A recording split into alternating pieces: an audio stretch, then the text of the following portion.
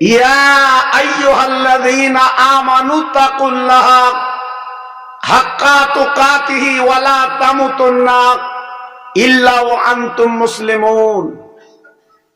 হে ঈমানওয়ালারা, আল্লাহ পাক বললেন তোমরা আমার ভয় করো, তথা আল্লাহ বলছে আমাকে ভয় করো।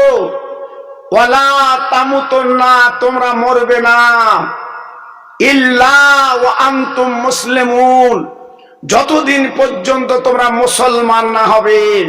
একবার জোরে চিল্লে চিল্লে বলুন সুবহানাল্লাহ।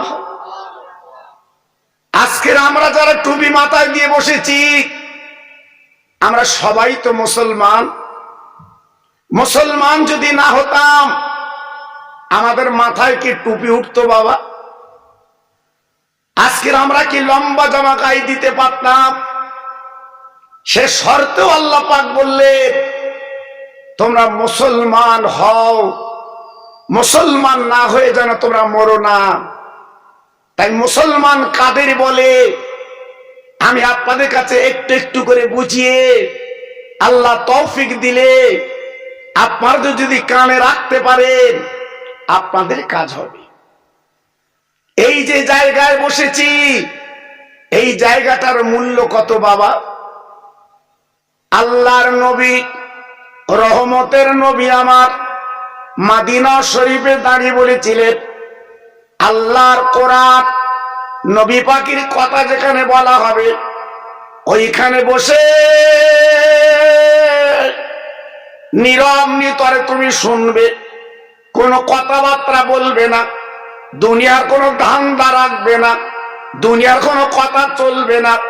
আল্লাহ কোরআনে বললেন লাআল্লাকুম তুরহামুন, আমার রহমত তোমাদের উপরে বর্ষণ হয়। আর একটু জোরে বলা যাবে না?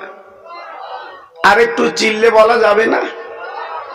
তাহলে আমরা যারা বসেছি, আল্লাহ কোরআন পাকে বললেন আমার রহমত তোমাদের মাথার উপরে বর্ষণ হবে। আর আমার নবী মদিনা শরীফে দাঁড়িয়ে বলেছিলেন ও আমার উম্মত মুতানিরা, ওই জায়গা যদি বসে আল্লাহর আলেমদের মুখের দিকে তাকাও, আল উলামা ওয়ারাসাতুল আম্বিয়া, আমি নবী চলে যাব, আমি নবী থাকবো না, আলেম উলামার আমার ওয়ারিসান সন্তান, আলেমদের মুখের দিকে তাকাবে, ওদের মুখের দিকে দেখবে। বাবা, আমার নবী পাক বলেছিলেন তোমার জীবনের ছোট ছোট গুনাহগুলো আমার আল্লাহ তিনি মাফ করে দেন।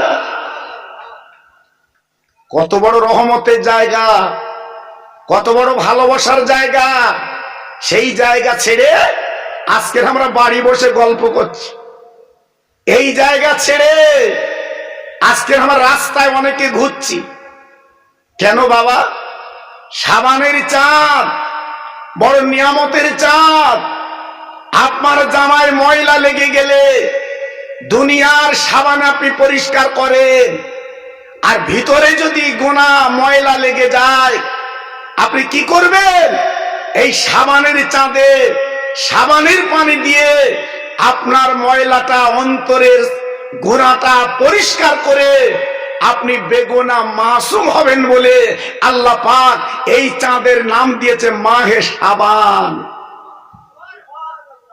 জি, কিন্তু আজ আমাদের কপাল খারাপ, অনেকে রাস্তায় ঘুরছে, চতুর্দিকে মাইকের আওয়াজ যাচ্ছে, জি, কিন্তু মনটা চায় না এখানে একটু বসি বাবা।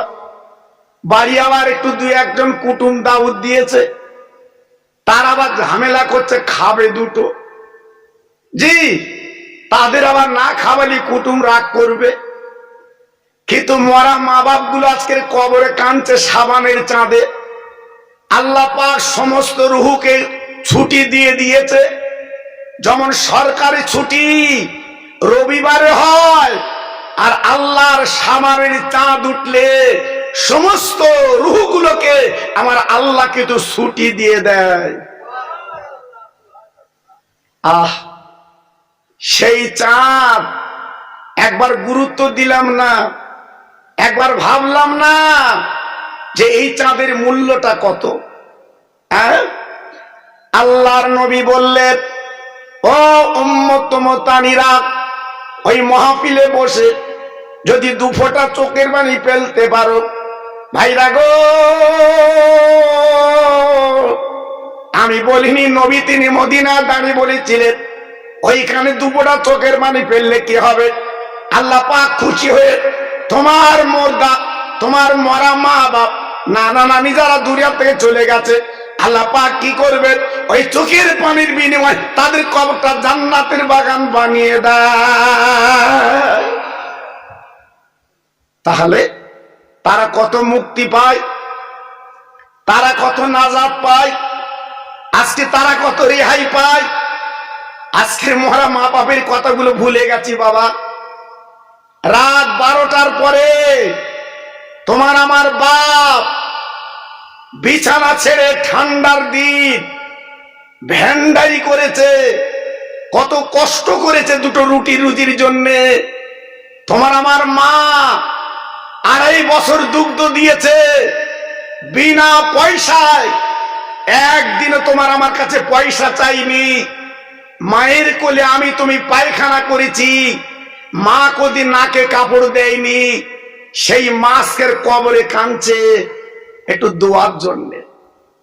আওলাদ, আমার দুধের দাম তুই শোধ করতে পারবি নে, আমার কাপড়ে যে পায়খানা করেছিলিস এ পায়খানার মূল্য তুই দিতে পারবি নে। অন্তত তুই মাহফিলে বসে 2 ফোঁটা যদি চোখের পানি ফেলতে পারিস, তাহলে আমার কবরটা আল্লাহ একটা নাজাতের ওসিলা বানিয়ে দেবে। আর একটু জোরে বলা গেল না? সে আওলাদ কই, সে সন্তান কই বলুন? জি, আজকে তো আমি আপনাদের হাতে ধরে বলছি, বাবা রহমতের চাঁদ উঠেছে, বাড়ি থাকবেন না।